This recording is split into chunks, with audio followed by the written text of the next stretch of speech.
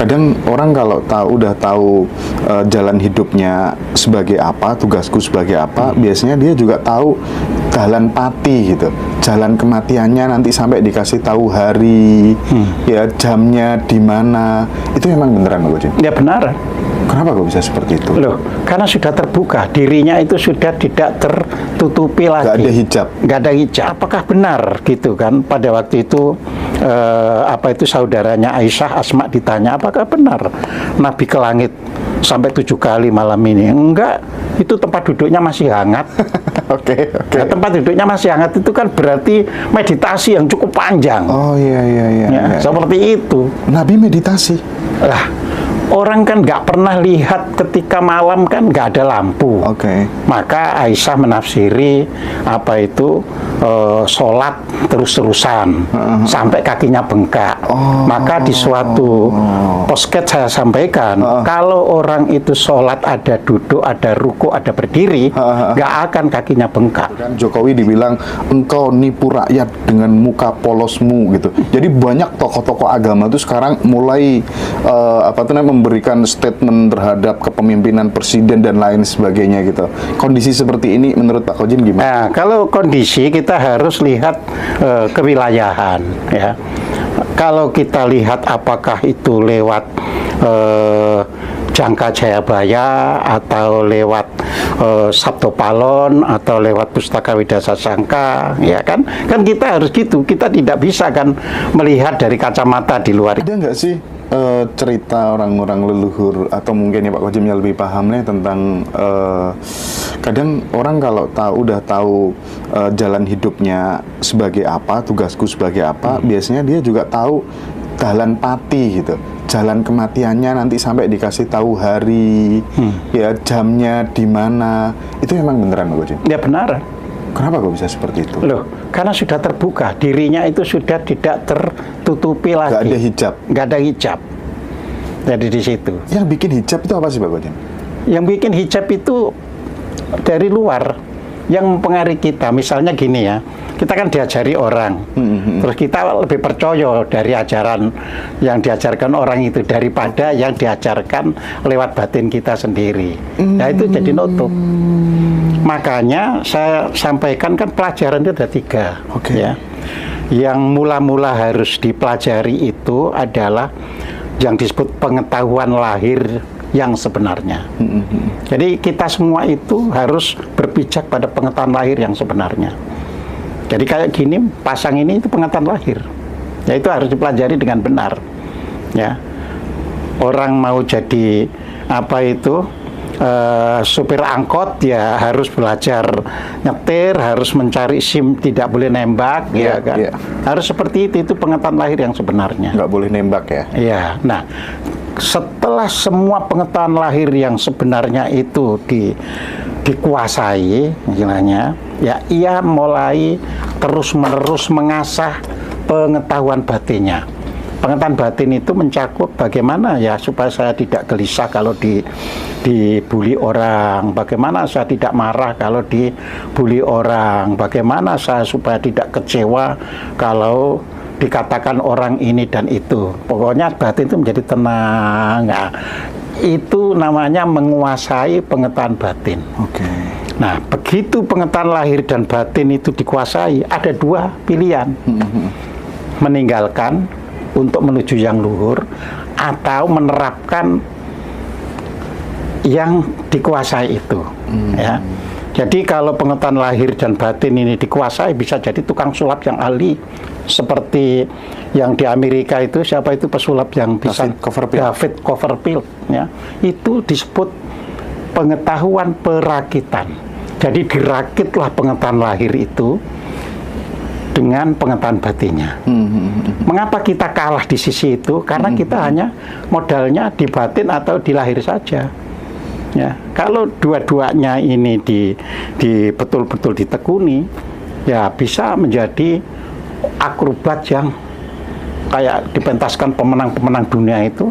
Akrobatnya kan, waduh, bagaimana dia bisa sampai seperti itu. Dan kita kalah di bidang-bidang itu, karena kita hanya menggantungkan yang lahir atau yang batin saja. Nah, yang batin itu yang ditusuk nggak bisa, ya kan, dibacok nggak bisa, ditembak nggak bisa, ya.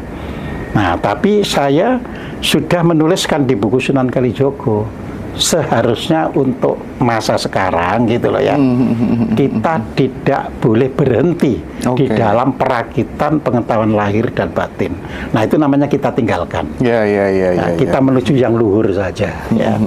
Nah, yang luhur itu tidak bisa dirakit, tidak bisa apa, ya hanya terus saja jalani kebaikan, sampai langitnya dibuka.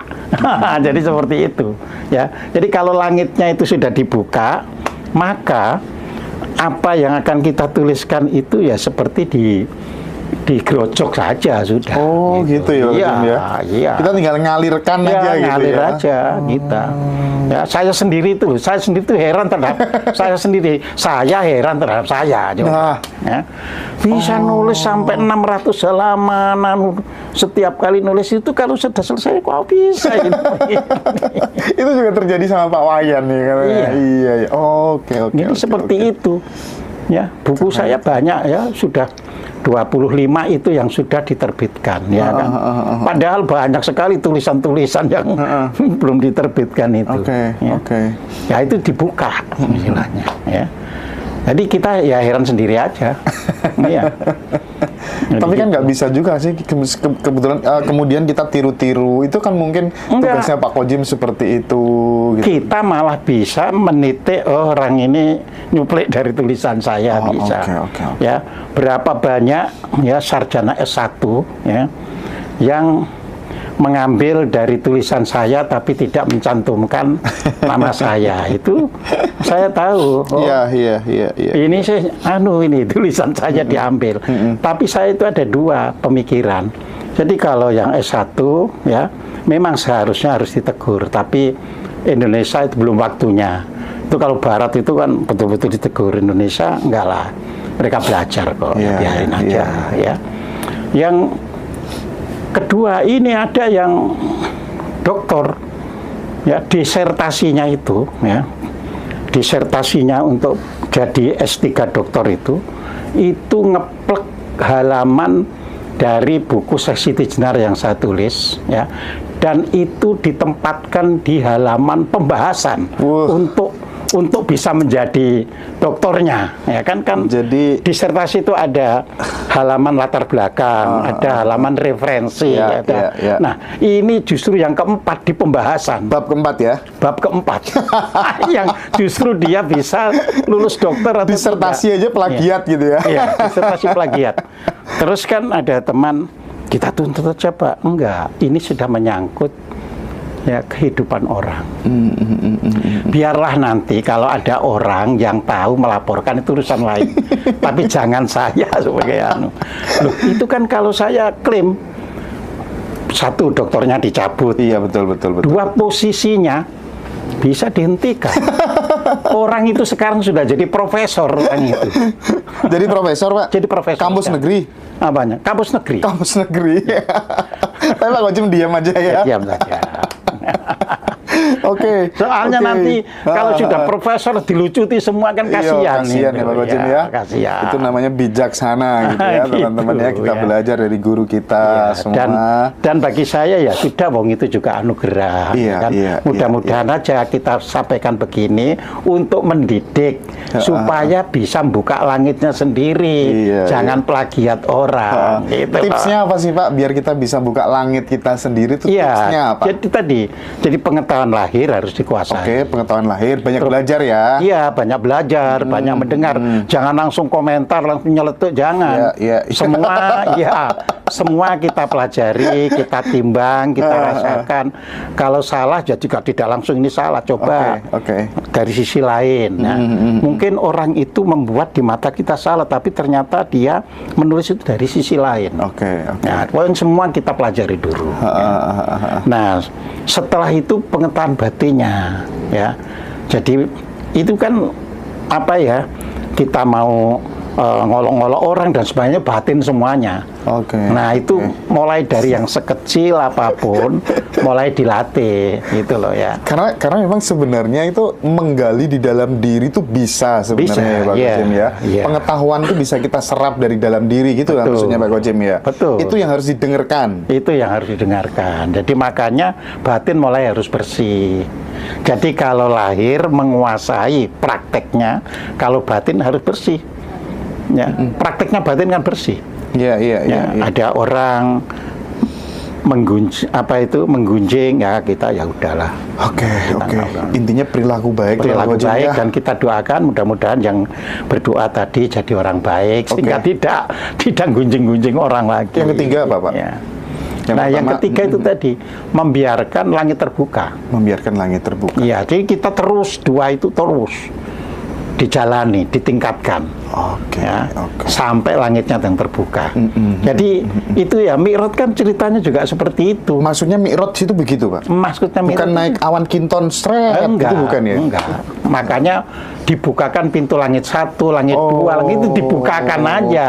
Oke. Itu orangnya, makanya ada hadis ketika tanya ya, apakah benar gitu kan? Pada waktu itu saudaranya Aisyah Asma ditanya, apakah benar Nabi ke langit sampai 7 kali malam ini? Enggak. Itu tempat duduknya masih hangat. Oke. Nah, tempat duduknya masih hangat itu kan berarti meditasi yang cukup panjang. Oh iya. Ya, seperti itu. Nabi meditasi.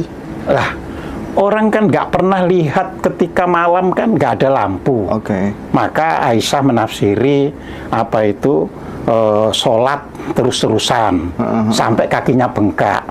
Maka di suatu posket saya sampaikan, kalau orang itu sholat ada duduk, ada ruku, ada berdiri, nggak akan kakinya bengkak. Iya juga ya. Kaki bengkak itu karena darah tidak mengalir. Stagnan gitu ya. Stagnan untuk berjam-jam. Jadi seperti itu. Terus lampu kan nggak ada, jadi malam digeraya-geraya ini kok jadi apa kan? Iya. Begitulah bengkak. Nah ketika ada di Gua Hiro, ya itu nggak bisa dipakai orang berdiri. Oh iya betul. Iya. Nah cuma kan kalau disebut meditasi orang bayangannya meditasi kayak sekarang orang bermeditasi kan gitu kan. Nah yang ngerti meditasi kan Al-Quran kan menyatakan boleh dengan berbaring, boleh dengan duduk, boleh dengan berdiri, ya di surat Al-Imran itu, ya seperti itu. Terus berarti buruk itu mutasabihat dong, Pak? Ya mutasabihat. Buruk itu dari kata ya barkun itu artinya kilat. Jadi kalau sudah terbuka gitu loh ya, ilmu itu secepat kilat. Oke. Berarti ya Pak Kojem ya, Pak Kojem, Abu Marlo, Pak Wayan tuh udah Mi'raj ya. Mudah-mudahan. Jadinya.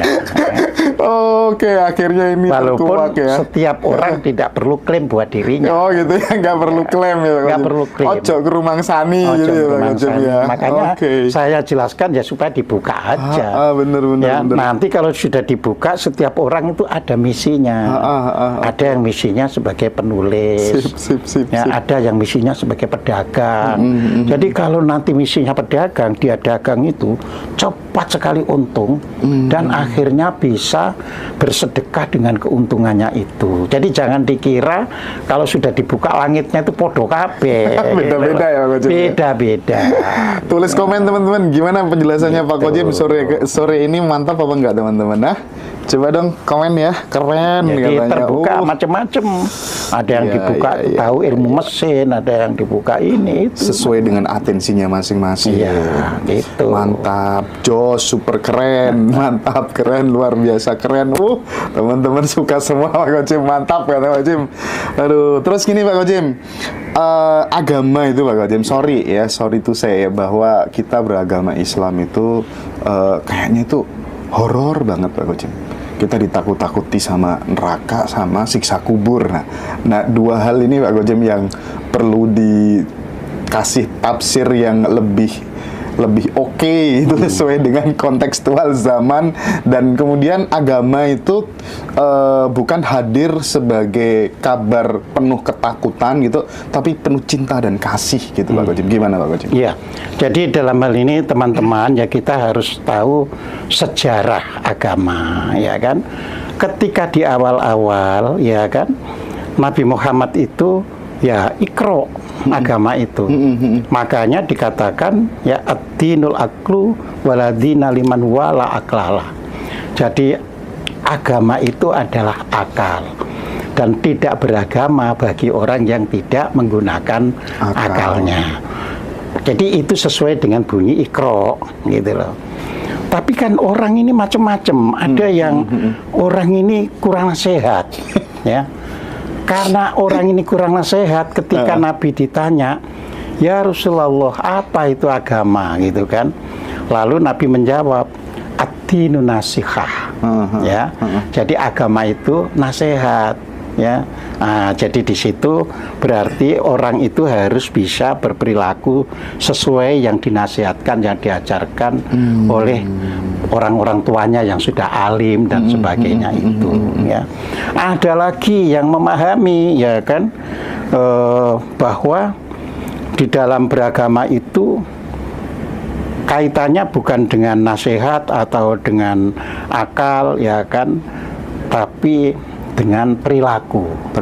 Iya, maka ketika dilihat orang itu perilakunya kok kurang, maka Rasulullah memberitahu, ya, ad-dinul khuluq. Jadi agama itu adalah perilaku, akhlak. Nah, jadi seperti itu. Jadi supaya orang yang hanya kurang, kan bisa saja orang berilmu tapi gak berakhlak. Nah, maka dia harus bisa menjalankan ilmunya itu dengan akhlak yang benar. Ada orang berilmu tapi nggak mau menerima nasihat, ya, orang lain, ya kan, dianggap enggak kok aku sudah kok, jadi nggak mau nerima. Maka agama itu nasihat. Nah, pada mulanya agama itu berkembang sebelum tersentuh oleh politik. Jadi sebelum tersentuh oleh politik, ya. Maka kaitannya hanya 3 itu tadi, ya. Jadi ilmu, ya kan, ilmu itu kan akal, ya kan. Terus perilaku sama nasihat, ya. Ketika mulai tersentuh oleh politik, itu berarti Nabi sudah tidak ada. Ya, sepeninggalnya kan? Nabi. Sepeninggal Nabi. Maka orang mulai berebut kepemimpinan, ya. Jadi Abu Bakar mengatakan bahwa yang sah menjadi seorang pemimpin itu kalau dari Quraisy. Jadi dikatakan tidak ada rais itu kecuali dari Quraisy. Nah, maka politik pertama sudah masuk di situ, ya. Sehingga orang-orang yang di Madinah mengatakan karena Abu Bakar ini kan dari Quraisy, ya. Makanya jangan heran keempat sahabat ini Quraisy semuanya, ya kan. Habis Abu Bakar Siddiq, Umar bin Khattab, Utsman bin Affan, terus Ali bin Abu Thalib, ya kan. Nah, setelah ini politik lebih tajam, ya. Jadi politik lebih tajam mengarah ke takdir. Jadi orang itu hidup sudah ditakdirkan atau orang itu hidup free will. Iya. Jadi mulai berjalan ke sana. Nah, tentunya tergantung pemerintah, ya. Karena ini bagi Muawiyah ketika menjadi khalifah itu takdir itu jauh lebih penting daripada free will. Maka ketika ada sahabat Rasul yang bilang kamu berarti kafir, ya, karena hidup itu berdasarkan takdir. Tidak ngimani takdir berarti sah untuk dibunuh. Nah, jadi sampai ke sana akhirnya. Nah, kelompok yang tidak mengimani ya meninggalkan, kan, membentuk grup sendiri, kan, akhirnya begitu, ya. Nah, dari sini akhirnya sampai kepada kelompok-kelompok yang lebih kecil, yang karena hidup itu sudah ditakdirkan, maka jangan sampai ditakdirkan ke masuk surga atau masuk neraka. Jangan sampai ditakdirkan masuk neraka. Harus masuk surga. Tapi kita kan nggak tahu bakal masuk neraka atau surganya itu. Maka dikatakan kan kalau kamu jalani ini, kamu masuk surga, tidak akan masuk neraka. Nah, supaya orang itu sangat teriming-iming dengan surga dan takut neraka, nerakanya dibuat terus tambah. Jadi neraka yang semula hanya sebatas dalam dilipat pengertian gandakan gitu dilipat ya, gandakan penderitaannya gitu iya, ya, dilipat gandakan yang tidak ada di iya, yang misalnya wanita dijantur kalau buku-buku gambar-gambar iya, anak SD dulu itu ya, itu berkembang di masyarakat, setrika punggungnya gitu ya Pak Kojim ya. Betul. Yang mana hal demikian itu tidak ada di dalam Al-Quran. Itu sejarahnya. Ya, jadi sejarah ini makanya manusia itu ya kan dalam beragama ya itu tadi makanya disebut ya di dalam Al-Quran itu disebut kullu ajalin kitab. Jadi setiap masa itu ada kitabnya. Karena kitab itu sendiri sudah dianu terus sama orang itu ya kan. Update. Ya, coba misalnya kita kalau tanya sekarang, siapa sih yang benar-benar menjalankan seperti apa yang di Al-Quran? Ya saya yakin kalau ditanya nanti hampir nol nggak jalankan Al-Quran. Jalankan pendapat orang-orang, iya seperti itu. Ya Pak Azumadi Arjro itu almarhum pernah ditanya, apakah orang Islam sekarang itu menjalankan berdasarkan Al-Quran? Enggak, karena banyak kehidupan sekarang ini yang tidak tercantum di dalam Al-Quran. Ya. Seperti itu. Ya, lah kita bisa meriksa kok sekarang ini, ya kan? Ya kalau berjalan berdasarkan Al-Quran kan, bayangkan kan, harus patuh ini, tidak boleh apa itu mencaci orang, sampai diancam kan wailul likulli humazatil lumazah ya kan. Celaka itu orang yang suka mencaci-caci maki. Oh, orang Islam sekarang malah nggak bodoh ya mencaci maki, coba itu. Kalau berdasarkan Al-Quran kan nggak boleh itu mencaci maki, ya kan? Iya. Jadi nggak boleh mencaci maki, nggak boleh memfitnah. Tapi kan kalau kita lihat sekarang kan suka mencaci maki dan memfitnah itu. Nah kalau ditanya menurut Quran kan tidak, ya kan? Misalnya sholat kan dikatakan fawailul lil musholin, ya kan? Jadi sholat tapi malah celaka, ya kan? Mengapa? Nah kan gitu kan? Di situ kan dikatakan dikarenakan pamer. Ya. An sholatihim sahun lale yuro'un untuk hanya dilihat. Ya kan sholat apa durung kan untuk dilihat. Ya. Jadi kalau tidak untuk dilihat kan nggak perlu tanya orang seperti itu kan gitu kan. Tapi sekarang ada cara simpel Pak Kojim. Ini nih dihitemin dahinya gitu. Ya artinya itu tadi kan kalau mengikuti Al-Quran betul, ya tidak seperti yang terjadi seperti sekarang ini kan gitu kan. Tapi fanatiknya orang bilang ini menurut Al-Quran, nah itu yang kebablasan. Oh nggak pernah baca Quran bilang, banyak kan misalnya netizen Pak Kojim itu bukan ahli tafsir, kok tahu nggak ahli tafsir, wong untuk disertasi UIN aja dari saya. Pak Kojim, itu gitu. Nah, ya. ini nih negara kita saat ini nih Pak Kojim ya, bangsa kita saat ini, pemerintahan kita saat ini, itu kan menurut Pak Kojim, tadi kan kita ngomong soal Nabi dan Rasul ya, kira-kira ini udah membutuhkan sosok Nabi darurat atau Rasul ad hoc apa enggak gitu ya. Sebut aja misalnya ulama yang dipuja-puja kaum muhibin yang namanya Habib Bahar itu sampai bilang gini Pak Kojim, ada kan di video viral itu kan Jokowi dibilang engkau nipu rakyat dengan muka polosmu gitu. Jadi banyak tokoh-tokoh agama itu sekarang mulai memberikan statement terhadap kepemimpinan presiden dan lain sebagainya gitu. Kondisi seperti ini menurut Pak Kojim gimana? Nah, kalau kondisi kita harus lihat kewilayahan ya. Kalau kita lihat apakah itu lewat Jangka Jayabaya atau lewat Sabdo Palon atau lewat Pustaka Widasa Sangka, ya kan kita harus gitu, kita tidak bisa kan melihat dari kacamata di luar itu. Kalau dari Pustaka Widasa Sangka dikatakan 700 tahun ya setelah berdirinya Mojopahit.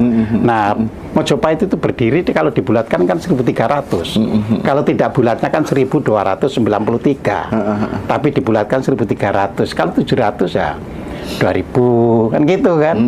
Nah, kalau menurut Sabdo Palon kan gitu kan, yaitu 500 tahun ya. Nanti kan gitu kan ajaran Budi itu bakal disebar.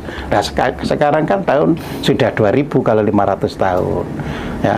Nah, kalau Jangka Jayabaya misalnya menyampaikan kalau misalnya orang benar malah tidak dihargai, orang salah malah dapat pangkat. Nah, sekarang itu semuanya terjadi.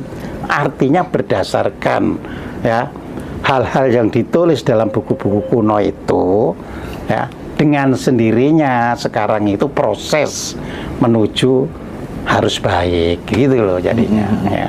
Oke. Jadi seperti itu. Oke, kita banyak tercerahkan sore ini ya teman-teman dari dialog dengan Pak Kojim.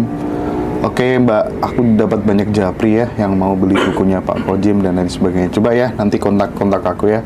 Nanti saya jembatani Mbak Lia dan lain-lain sampai WA barusan gitu ya. Karena mendengar obrolan ini banyak yang tergerak pengen baca buku-buku atau tulisannya Pak Kojim yang sudah tersebar di kampus-kampus ternama di luar negeri. Kampus mana aja Pak Kojim? Nah, bisa saya baca ya. Supaya apa itu bacanya itu enak kan langsung dilihatnya. Iya, jadi teman-teman, aku rekomen banget untuk baca buku-bukunya Pak Kojim ya. Jangan sampai kemudian. Ya, saya baca. Jadi perpustakaan internasional yang koleksi buku karya tulis saya. 1. University of Wisconsin, Amerika Serikat. 2. University of Michigan, Amerika Serikat. 3. Ohio University Libraries, Amerika Serikat. 4. Arizona State University, ya, Amerika juga. 5. Library of Congress, ya, Amerika otomatis, ya. 6. Cornell State University, ya. 7. Harvard University, ya. 8. University of California Berkeley Library. 9. University of Washington. 10. Hawaii University.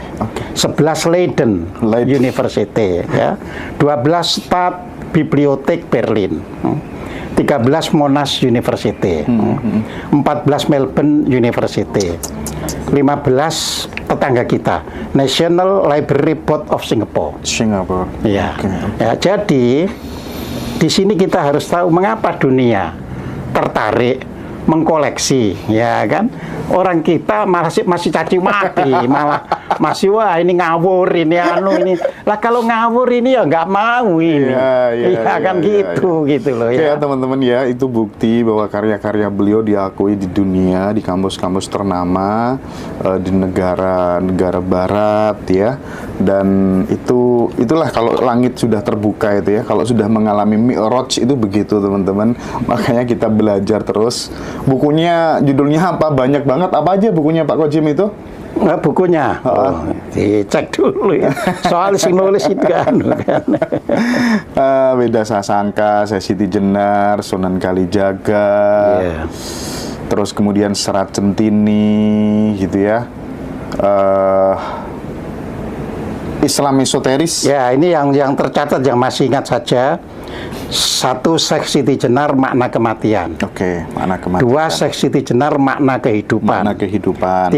Sesiti Jenar makrifat kasunyatan jilid 1. 4. Sesiti Jenar makrifat kasunyatan jilid 2. 5. Sunan Kalijogo. 6. Membangun surga. Nah, dia kepingin tak surga ya. Membangun surga ya. 7. Rahasia 10 malam. 8. Kekuatan takwa. 9. 7 lapis kekuatan diri. 10. Meaningful life ya. 11. Hidup penuh makna. 12. Serat Centini jilid 1. 13. Serat Centini jilid 2A. 14. Serat Wedatama. 15. Weda Sasangka jilid 1. 15. Weda Sasangka jilid 2. 16. Weda Sasangka jilid 3. 17. Al-Fatihah untuk membuka mata batin ya. 18 itu. 19. Surat An-Nas ya. 20. Surat Al-Falaq. 21. Surat Al-Ikhlas. 22. 2 surat Yasin, Waduh. 23 Islam esoteris, dan ada yang masih lupa. Apa? Oke, luar biasa sekali ya. Habis ini kita akan kupas tentang Al-Fatihah untuk membuka mata batin itu ya. Oke ya teman-teman ya, kita lanjutkan lagi.